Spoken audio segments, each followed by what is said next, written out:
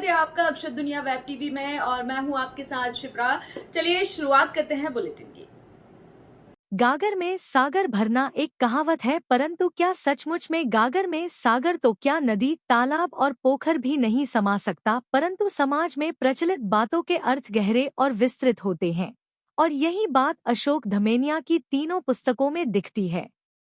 यह विचार आज दुष्यंत कुमार स्मारक पांडुलिपि संग्रहालय के राज सदन में शहर के वरिष्ठ साहित्यकार श्री अशोक धमेनिया की 3 किताबों धमेनिया सहस्त्रावली, वेदफल और पशु पक्षियों की कहानियां का लोकार्पण अवसर पर मानस भवन के कार्याध्यक्ष, हिंदी भवन के उपाध्यक्ष श्री रघुनंदन शर्मा ने व्यक्त किए।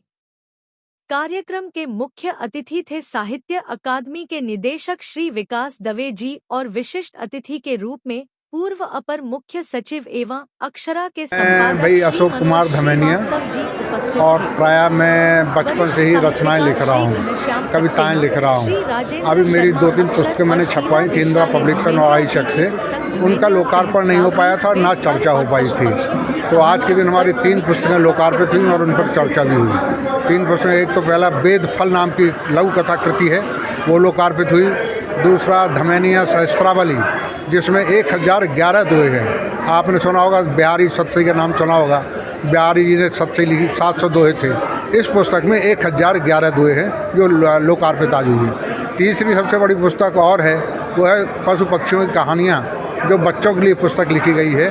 क्योंकि बच्चों के लिए जब तक साहित्य ना लिखा जाए तब तक अंदर तृषा बनी रहती है, भूख प्यास सी बनी रहती है, और ये भूख प्यास जाके तभी शांत होती है जब हम बच्चों के लिए कुछ अपनी तरफ से कर सकें। तो वो बच्चों की पुस्तक थी जो आज हमने लोकार्पित। इस तरह से आज 3 पुस्तकें हमारी लोकार्पित हुई हैं। सर, क्या कुछ कहना चाहेंगे पाठकों को अपने संदेश के नाम? पाठकों के लिए मेरा कहना यह है कि आजकल पाठकगण भी अधिकांशतः टीवी के मरीज हो गए हैं, टीवी के सामने चिपके रहते हैं। हमारा निवेदन यह है कि जब हम जो करेंगे वो बच्चे देखेंगे, अतः ये पुस्तकें लेना चाहिए और लेकर के पढ़ना चाहिए और बच्चों को देना चाहिए।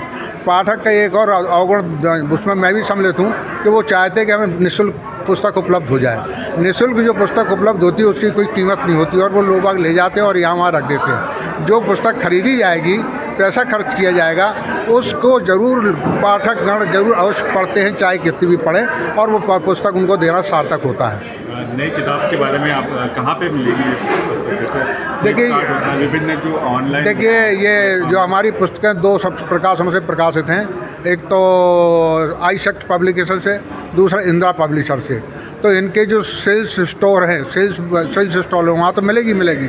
इसके बाद फ्लिपकार्ट, अमेजन पे भी हमारी सारी पुस्तकें पड़ी हुई हैं। आप वहाँ से इजीली आराम से खरीद सकते हैं, कोई तकलीफ वाली बात नहीं। हमारे साथ है वरिष्ठ लेखिका डॉक्टर रेखा भटनागर जी। रेखा जी, क्या कुछ कहना चाहेंगे सर के बारे में? मैं सर को, आदरणीय अशोक जी को बहुत सारी बधाइयाँ, शुभकामनाएं देना चाहती हूँ। बहुत अच्छा अवसर था कि उनकी 3 किताबों का लोकार्पण हुआ और मुझे खबर मिली और मैं बिल्कुल कोई धूप देखी ना छाँव, और मैं निश्चित तौर पे मैं आ गई और काफ़ी समय बाद निकल पाई। इन्हें बहुत बहुत बधाइयाँ देती हूँ। ये लहरें तो बहने को बह जाएंगी, कई अनकही कहानियाँ कह जाएंगी। जो इनकी किताबें प्रकाशित हुई हैं सभी लोग पढ़ेंगे, स्मृतियाँ शेष रह जाएंगी, रंग घुल जाएँ रेखाएँ रह जाएंगी, रंग घुल जाएँ रेखाएँ रह जाएंगी। धन्यवाद। बुक का विमोचन हुआ है, मैम क्या कुछ कहना चाहेंगे आपके विमोचन को सर? अद्भुत कार्यक्रम था। तीनों ही पुस्तकें जो थी वो अपनी तरह से बहुत अच्छी थी। पर चूँकि मैंने समीक्षा करी है पशु पक्षियों की कहानियाँ जो बाल साहित्य की लिखी गई हैं, उस किताब के बारे में कहना चाहूँगी कि बाल साहित्य बहुत लिखा जा रहा है, पर वास्तव में बच्चों को कहानी के माध्यम से क्या जानकारी देनी चाहिए, इस मापदंड पे वो कहानी की किताब खरी उतरती है। निश्चित ही बच्चे इसका बहुत स्वागत करेंगे और ऐसे पक्षियों के बारे में उन्होंने इतनी अभूतपूर्व जानकारी दी है जो नॉर्मली हम लोगों को भी नहीं होती। सोचिए अगर बच्चे उसको जानेंगे तो कितना ज्ञानवर्धन होगा उनका। मैं धमेनिया जी को इस पुस्तक के लिए बहुत बहुत बधाई देती हूँ, शुभकामनाएं देती हूँ। आप क्या कुछ कहना चाहेंगे? मैं करुणा राजोरकर इस संग्रहालय की सचिव हूँ और यहाँ लगभग बहुत से कार्यक्रम आयोजित होते हैं। उसी श्रृंखला में आज धमेनिया जी का कार्यक्रम आयोजित हुआ और जैसा कि अभी आपने तीनों पुस्तकों के बारे में सुना, तो मैं ये समझती हूँ कि कोई भी साहित्यकार हो, वो किसी भी विधा में लिखे, मगर उसका एक विचार होता है और भावना भी होती है। तो इन 3 पुस्तकों में किसी न किसी रूप में धमेनिया जी ने अपने विचार भी व्यक्त किए हैं और भावनाएं भी व्यक्त की हैं। मैं उनको बहुत बहुत बधाई देती हूँ। धन्यवाद जी की जो तीसरी पुस्तक है जो दोहों से संबंधित है, उसके संबंध में कहना चाहूँगा कि हाँ, एक किताब पशु पक्षियों की कहानियाँ का आज विमोचन हुआ है धमेनिया जी का। अशोक धमेनिया जी एक वरिष्ठतम साहित्यकार हैं जिनका मुख्य लेखन कार्य छंद विधान है। ये पशु पक्षी, जैसा कि कहा गया है कि मनुष्य खुद भी एक विकसित पशु है, उसमें सामाजिकता विकसित हो गई है।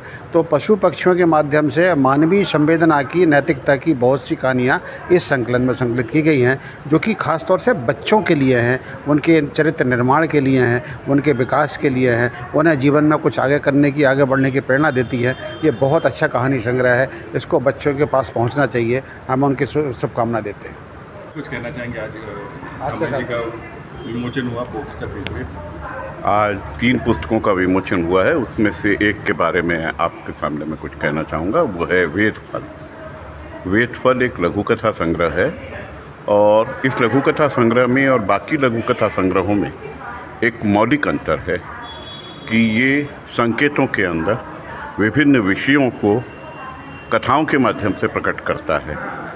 तो विषय जो हमारे जीवन से संबंधित है, किसी व्यक्ति के आधारित न होते हुए भी, और उन विषयों को जिसको हम कहते हैं कि मानवीकरण के माध्यम से और संकेतों के माध्यम से छोटी छोटी कथाओं में 5 से 10 पंक्तियों के बीच में भी समझाने की कोशिश हुई है। बहुत अच्छा प्रयोग है और ऐसा प्रयोग हमने बरसों पहले जबरान और उनकी कहानियों में देखा। भोपाल की ताज़ा खबरों के लिए हमारे YouTube चैनल को लाइक करें और सब्सक्राइब करें। धन्यवाद।